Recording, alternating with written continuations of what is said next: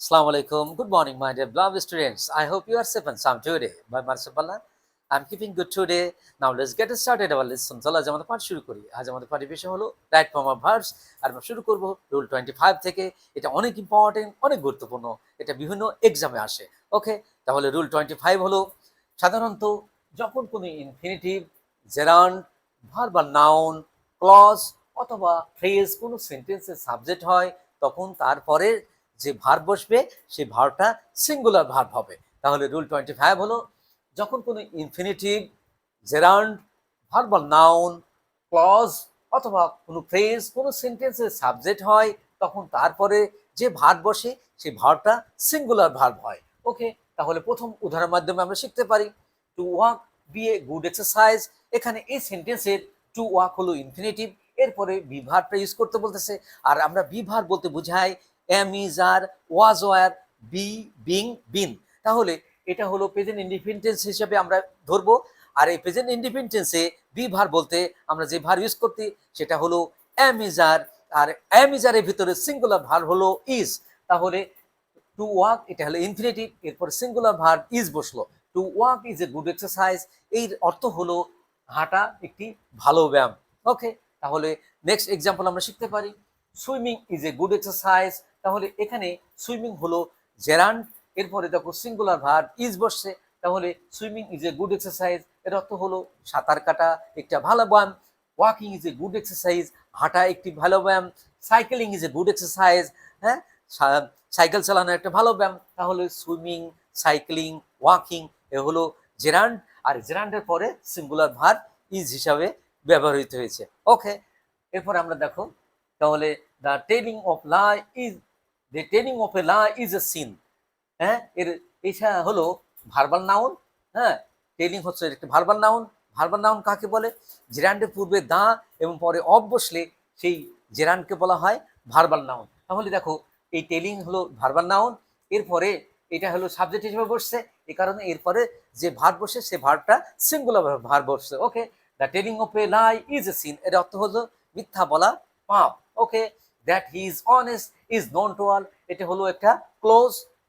Is known to all, এরপরে যে অংশটা বসলো হ্যাঁ ইজ হলো সিঙ্গুলার, এটা যেহেতু ক্লোজ হিসেবে বসছে সাবজেক্ট হিসেবে এই জন্য এরপরে সিঙ্গুলার ভার্ব ইজ বসছে। Okay, that he is honest is known to all এর অর্থ হলো সে যে সৎ এটা সকলেরই জানা। ওকে, তাহলে আমরা এখন জানলাম রুল 25 যে infinitive, gerund, verbal noun, clause এবং ফ্রেজ যদি কোনো সেন্টেন্সের সাবজেক্ট হিসেবে বসে তাহলে তারপরে যে ভার্ব বসে সেই ভার্বটা সিঙ্গুলার ভার্ব হয়। ওকে, তাহলে এখানে আমাদের প্রশ্ন জাগতে পারে ইনফিনিটিভ কি, টু সহ ভার্বকে ইনফিনিটিভ বলে। আর জেরান্ড হলো ভার্বের প্রেজেন্ট ফর্মের সাথে আইনজি যুক্ত হয়ে সেই ওয়ার্ডটি যদি একসাথে ভার্ব এবং নাউনের কাজ করে তখন সেটাকে বলা হয় জেরান্ড। আর এখানে আর ভার্বাল নাউন হলো কি, যে জেরান্ডের পূর্বে দা এবং পরে অফ বসলে সেই জেরান্ডকে বলা হয় ভার্বাল নাউন। আর ক্লজ হলে বাক্যাংশ, ফ্রেজ হলো শব্দগুচ্ছ। ওকে, এখন আমরা শিখবো রুল 26।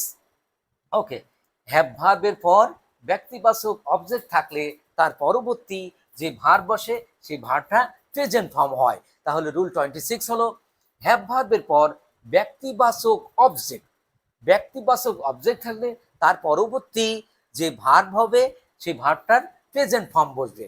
ওকে, তাহলে প্রথম উদাহরণের মধ্যে আমরা শিখতে পারি I will have him clean the কার। তাহলে দেখো I will have him clean the কার, এখানে ব্র্যাকেটে ক্লিন আছে, এই ওয়ার্ডটাকে এই ভার্বটাকে আমাদের চেঞ্জ করতে বলতেছে। তাহলে আমরা কারেক্ট হিসেবে ধরতে পারি দেখো I will have him clean the কার। তাহলে দেখো এখানে হ্যাভ ভার্বের পর ব্যক্তিবাচক অবজেক্ট হিম বসছে, এই জন্য পরবর্তী যে ভার্ব বসছে সেই ভার্বের প্রেজেন্ট ফর্ম বসছে। Okay, I will have him clean the car এটা হলো এটা কারেক্ট সেন্টেন্স। তাহলে এই সেন্টেন্সের অর্থ হলো আমি তাকে দিয়ে গাড়িটি পরিষ্কার করাবো। ওকে, দ্বিতীয় এক্সাম্পল আমরা দেখতে পারি হি has me write a letter. দেখো এই হ্যাজ এর পরে মি ব্যক্তিবাচক অবজেক্ট বসছে, এরপরে যে ভার্ব বসছে সেই ভার্বটা রাইট, রাইট হলো প্রেজেন্ট ফর্ম। ওকে, তাহলে এটা সঠিক সেন্টেন্স, এটা he has me write a letter. Okay, এই সেন্টেন্সের অর্থ হলো সে আমাকে দিয়ে একটি চিঠি লেখায়। He has me write a letter, সে আমাকে দিয়ে একটি চিঠি লেখায়। Okay, he had me, next example আমরা দেখতে পারি he had Rahim write a letter.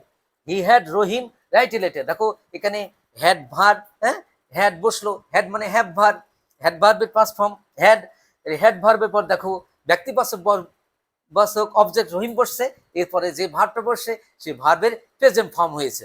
ওকে, এটা correct sentence. He had Rahim write a letter, এর অর্থ হলো সে রহিমকে দিয়ে একটি চিঠি লিখিয়েছিল।